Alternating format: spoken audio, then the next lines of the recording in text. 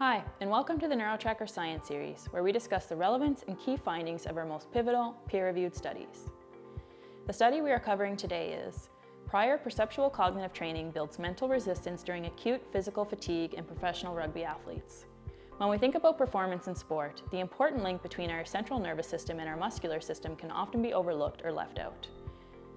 The goal of this study was to assess the inhibitory effects of the physiological fatigue on cognitive function in professional athletes, and to then determine if conditioning using NeuroTracker training could reduce any such effects. 22 rugby players from the top 14 French Professional Rugby League were divided into two groups. The trained group completed 15 NeuroTracker training sessions, and the untrained group only completed 3 NeuroTracker sessions to establish an initial baseline. Both groups completed the sessions while seated in the stationary exercise bike facing the NeuroTracker screen. All athletes were then assessed on the NeuroTracker while performing on the exercise bike at 80% of their maximum heart rate. Results from this study showed that athletes who had no prior NeuroTracker training were shown to have a dramatic drop of 30% in performance from being tested while sitting to being tested while fatigued on the exercise bike.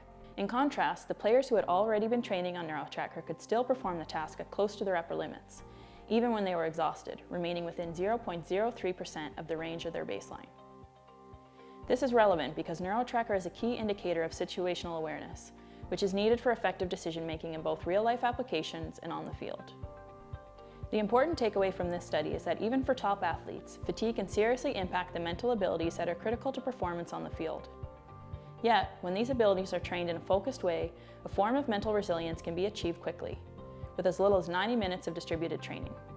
Though this study is focused on sports, it would be interesting to see if further research finds similar benefits for other types of fatigue effects. Thanks for watching.